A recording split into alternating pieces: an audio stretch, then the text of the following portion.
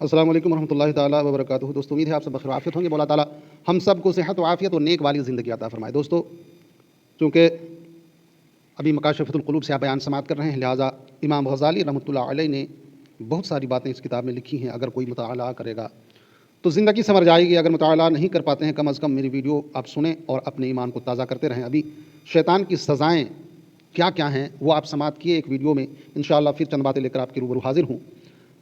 مولا سے دعا ہے مولا تعالیٰ ہمیں شیطان کے مکر و فریب سے بچائے۔ کہا جاتا ہے کہ شیطان کا نام پہلے آسمان پر عابد، دوسرے پر زاہد، تیسرے پر عارف، چوتھے پر ولی، پانچویں پر متقی، چھٹے پر خازن اور ساتویں پر عزازیل اور لوح محفوظ پر ابلیس تھا۔ وہ اپنے عاقبت سے بے فکر تھا۔ بتائیے شیطان کا کتنا بڑا درجہ تھا۔ اگر وہ تکبر نہ کرتا تو پہلے آسمان پر اس کا نام عابد لکھا ہوا تھا، دوسرے پر زاہد، تیسرے پر عارف، چوتھے پر ولی، پانچویں پر متقی، چھٹے پر خازن اور ساتویں پر عزازیل اور لوح محفوظ پر ابلیس تھا۔ کتنا بڑا درجہ تھا۔ جب اسے حضرت آدم کو سجدہ کرنے کا حکم ملا تو کہنے لگا، اے اللہ تو نے اسے مجھ پر فضیلت دے دی، حالانکہ میں اس سے بہتر ہوں۔ تو نے مجھے آگ سے اور اسے مٹی سے پیدا کیا ہے۔ خداوند تعالیٰ نے فرمایا، میں جو چاہتا ہوں وہ کرتا ہوں۔ شیطان نے اپنے آپ کو آدم علیہ السلام سے بہتر سمجھا اور ننگ و تکبر کی وجہ سے آدم سے منہ پھیر کر کھڑا ہو گیا۔ جب فرشتے آدم علیہ السلام کو سجدہ کر کے اٹھے تو انہوں نے دیکھا کہ شیطان نے سجدہ نہیں کیا، تو وہ دوبارہ سجدہ شکر میں گر گئے، لیکن شیطان ان سے بے تعلق کھڑا رہا اور اسے اپنے اس فعل، اس کام پر کوئی پشیمانی، کوئی شرمندگی نہ ہوئی۔ تب اللہ تعالیٰ نے اس کی صورت مسخ کر دی، یعنی اس کی صورت بدل کر خنزیر کی طرح لٹکا ہوا منہ بنا دیا، سر اونٹ کے سر کی طرح، سینہ بڑے اونٹ کی کوہان جیسا، ان کے درمیان چہرہ ایسے جیسے بندر کا چہرہ، آنکھیں کھڑی، نتنے حجام کے کوزے جیسے کھلے ہوئے، ہونٹ بیل کے ہونٹوں کی طرح لٹکے ہوئے، دانت خنزیر کی طرح باہر نکلے ہوئے، اور داڑھی میں صرف 7 بال۔ اسی صورت میں اسے جنت سے نیچے پھینک دیا گیا۔ اللہ اکبر! بلکہ آسمان و زمین سے جزائر کی طرف پھینک دیا گیا۔ وہ اب اپنے کفر کی وجہ سے زمین پر چھپے چھپے آتا ہے اور قیامت تک کے لیے لعنت کا مستحق بن گیا ہے۔ شیطان کتنا خوبصورت، حسین، کثیر العلم، کثیر العبادت، ملائکہ کا سردار، مقربین کا سردار تھا۔ کوئی چیز اللہ کے غضب سے نہ بچا سکی۔ بے شک اس میں عقل مندوں کے لیے عبرت ہے۔ دوستو کتنوں نمازیں پڑھ لو، کتنی عبادتیں کر لو، چاہے جو چاہے حج و زیارات و تسبیح و تحلیل کر لو، اگر تکبر آ گیا تو سارے اعمال غارت میں جائیں گے۔ ایک روایت میں ہے کہ جب اللہ تعالیٰ نے شیطان کی گرفت کی تو جبرائیل و میکائیل رونے لگے۔ رب نے فرمایا، کیوں روتے ہو؟ عرض کیا، اے اللہ تیری گرفت کے خوف سے روتے ہیں، تیرے پکڑ کی ڈر سے روتے ہیں۔ ارشاد ہوا، اسی طرح میری گرفت سے روتے رہنا۔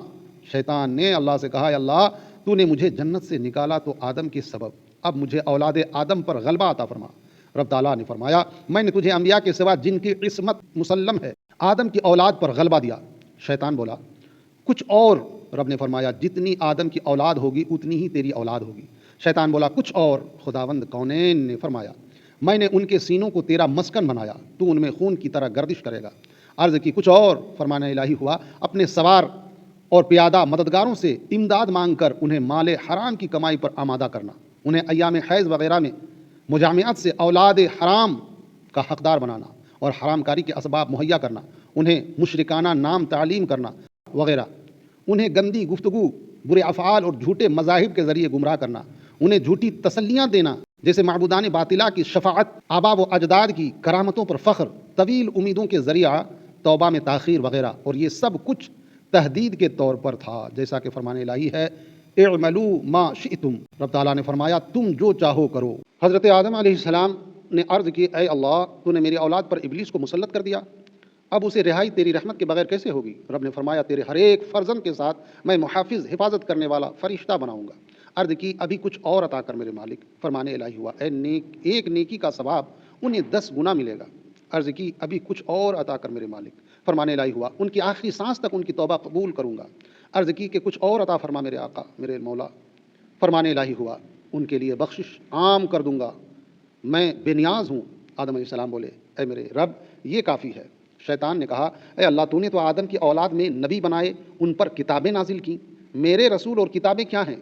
جواب آیا، کاہن تیرے رسول ہیں، یعنی بھوشوانی کرنے والے کاہن تیرے رسول ہوں گے۔ شیطان کا رسول کاہن ہے، اور گدی ہوئی کھالیں، یعنی جو اپنے بدن پر، چمڑے پر گودنا گدواتے ہیں، کچھ چھپواتے ہیں، تو شیطان کے لیے کہا گیا کہ یہ تیری کتابیں ہیں۔